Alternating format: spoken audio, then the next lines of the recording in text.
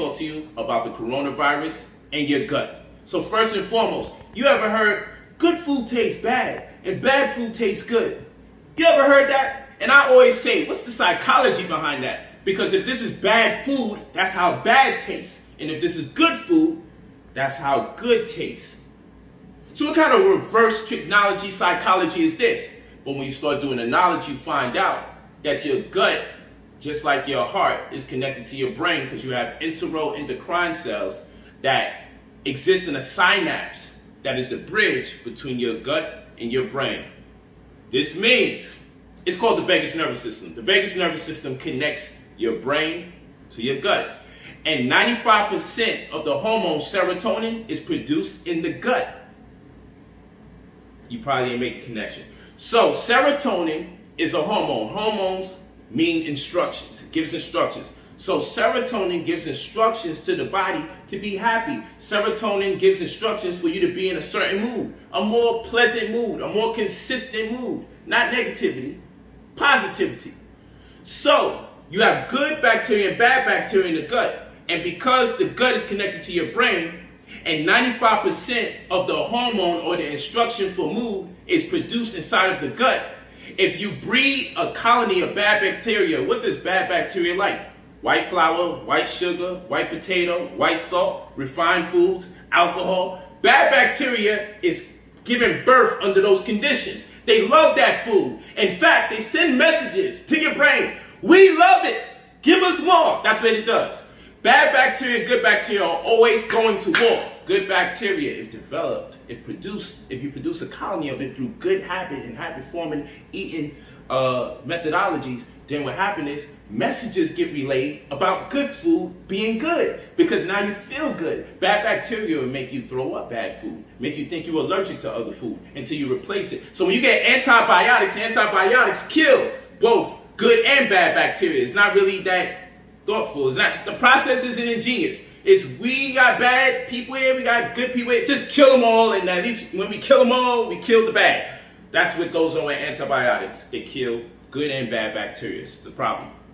Now that we resolved this, now we know why good food tastes bad and bad food tastes good. You're being manipulated by the bad bacteria in your gut. Bacteria can defeat viruses. We went over this when we talked about CRISPRs, which was clustered, regularly interspaced, short palindromic repeats. We went through the process where bacteria can kill viruses if you breed enough good bacteria in your body to do so. So here it is, we got an article right here, and we're going to go straight to it. Here it is, we got an article right here, right? From CBS News, it says almost half of coronavirus victims have digestive symptoms. Studies found. Don't want to burn too much time. Read up on it. Then we have here, how bacteria in the gut help fight off viruses. Type the same thing in the search engine and you'll find the article. Here you got right here. You've got 1 trillion friends in low places. Bacteria in the gut may protect against viruses by signaling their presence to your immune system. How about that? Now let's go over here. So now we also find, yo, woo-woo, they over here. That's what bacteria does. It lets the immune system know there's viruses in the building. Man up.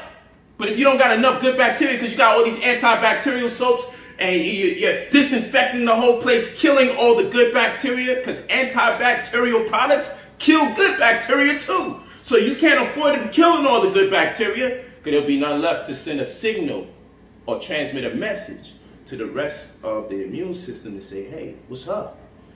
Okay? And you won't have enough to defeat a virus to get intel about how to defeat the virus.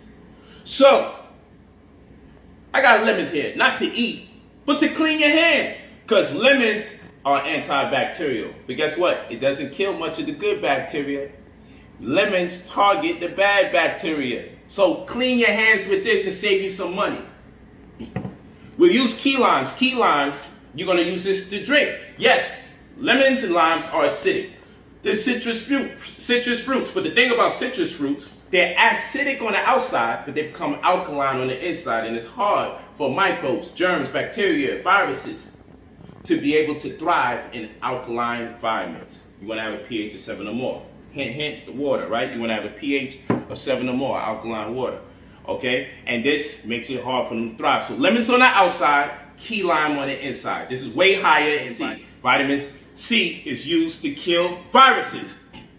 You need D3 You get from the sun. Vitamin D3 is produced when you get sun exposure. They give you a food pyramid, never built a pyramid in their life, and they tell you eggs, milk, and cheese. Okay, this is insane. The Illuminati even got it right because they put a sun at the top of the pyramid. You want this because if you go out there to get vitamin D3, which is used to also absorb vitamin C, okay, which is important, and you also need magnesium to absorb vitamin C. Then what happens? What happens? Well, I will tell you this.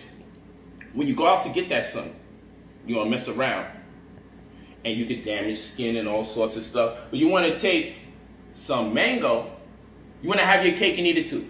So first and foremost, this has lutein in it.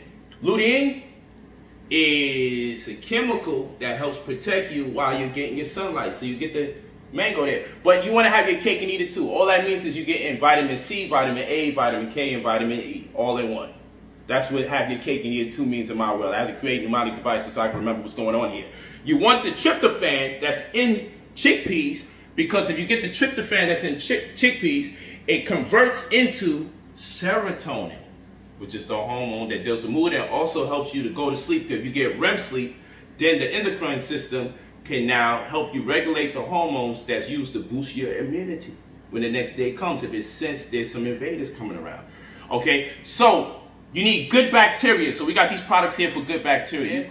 Put good bacteria back in your body. If you had antibiotics, replace the good bacteria that got murdered. Put it back in your body with these good bacteria. This is coconut kefir, so that's BioK. This is how it looks.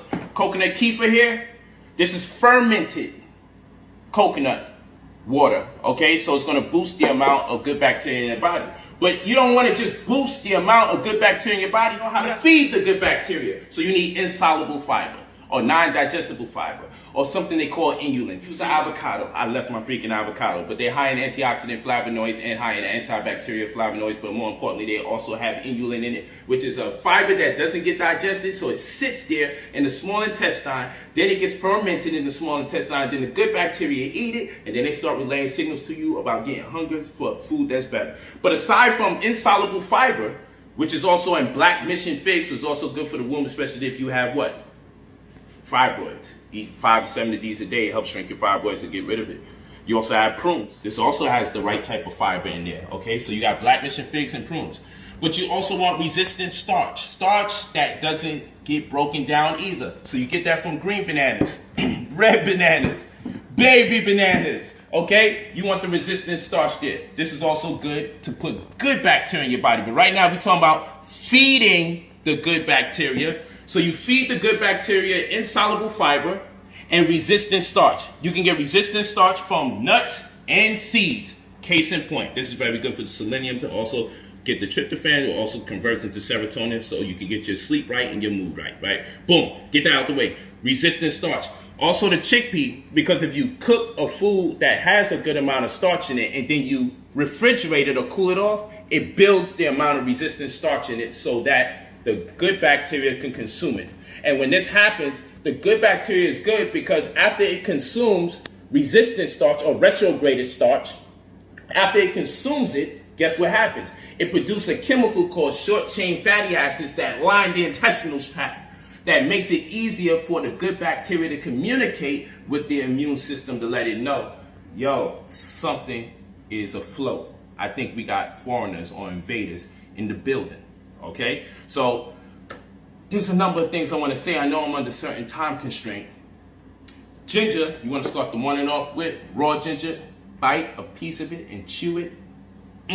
It's gonna wake up all the bacteria like, yo, we in the building. It literally stimulates. It's the stimulus package for good bacteria. And it causes drama with bad bacteria because bad bacteria hate when ginger comes in the building. I'm gonna stop it right there. We're gonna follow it up later. Peace to the family.